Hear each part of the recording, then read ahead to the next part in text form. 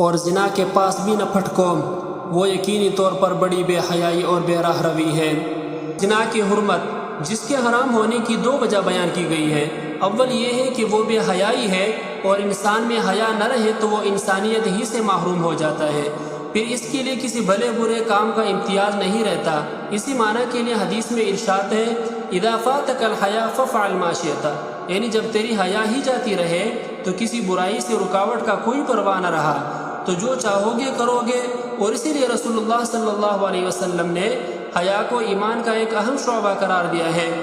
دوسری وجہ معاشرتی فساد ہے، جو زنا کی وجہ سے اتنا پھیلتا ہے کہ اس کی کوئی حد نہیں رہتی، اور اس کے نتائج بد بعض اوقات پورے قبیلوں اور قوموں کو برباد کر دیتے ہیں۔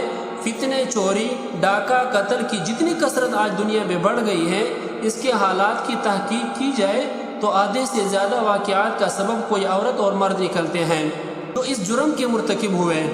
حدیث میں ہے کہ رسول اللہ صلی اللہ علیہ وسلم نے فرمایا کہ ساتوں آسمان اور ساتوں زمینیں شادی شدہ زناکار پر لعنت کرتی ہیں، اور جہنم میں ایسے لوگوں کی شرمگاہوں سے ایسی سخت بدبو پھیلے گی کہ اہل جہنم بھی اس سے پریشان ہوں گے، اور آگ کے عذاب کے ساتھ ان کی رسوائی جہنم میں بھی ہوتی رہے گی۔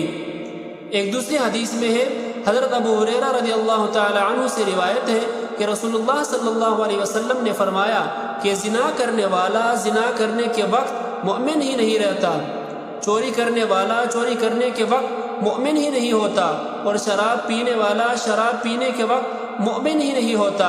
ان جرائم کے کرنے والے جس وقت مبتلا جرم ہوتے ہیں تو ایمان ان کے قلب سے نکل کر باہر آ جاتا ہے، اور پھر جب اس سے لوٹ جاتے ہیں تو ایمان واپس آ جاتا ہے۔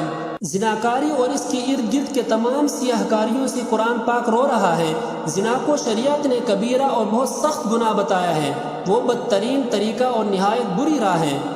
حدیث میں ہے، ایک نوجوان نے زناکاری کی اجازت آپ صلی اللہ علیہ وسلم سے چاہی، لوگ اس پر جھک پڑے کہ چپ رہے، کیا کر رہا ہے کیا کر رہا ہے؟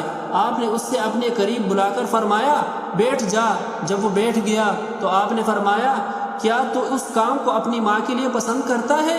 اس نے کہا، نہیں، اللہ کی قسم نہیں یا رسول اللہ صلی اللہ علیہ وسلم، مجھے آپ پر اللہ فدا کرے، ہرگز نہیں۔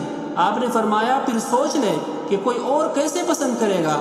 آپ نے فرمایا، اچھا تو اس سے اپنی بیٹی کے لیے پسند کرتا ہے؟ اس نے اسی طرح تاکید سے انکار کیا۔ آپ نے فرمایا، ٹھیک اسی طرح کوئی بھی اس سے اپنے بیٹیوں کے لیے پسند نہیں کرتا۔ اچھا، اپنی بہن کے لیے اس سے تو پسند کرے گا؟ اس نے اسی طرح انکار کیا۔ آپ نے فرمایا، اسی طرح دوسرے بھی اپنے بہنوں کے لیے اس سے مکروہ سمجھتے ہیں۔ بتا، کیا تو چاہے گا کہ کوئی تیرے پھوپھی سے ایسا کرے؟ اس نے سختی سے انکار کیا۔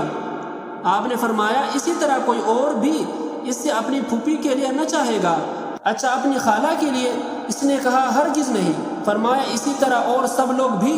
پھر آپ نے اپنے ہاتھ اس کے سر پر رکھ کر دعا کی کہ الہی اس کے گناہ بخش دے، اس کی دل کو پاک کر، اس سے عصمت والا بنا۔ پھر تو یہ حالت تھی کہ یہ نوجوان کسی کی طرف نظر بھی نہ اٹھاتا۔ رسول اللہ صلی اللہ علیہ وسلم فرماتے ہیں، شرک کے بعد کوئی گناہ زناکاری سے بڑھ کر نہیں کہ آدمی اپنا نطفہ کسی ایسے رحم میں ڈالے جو اس کے لیے حلال ہی نہیں۔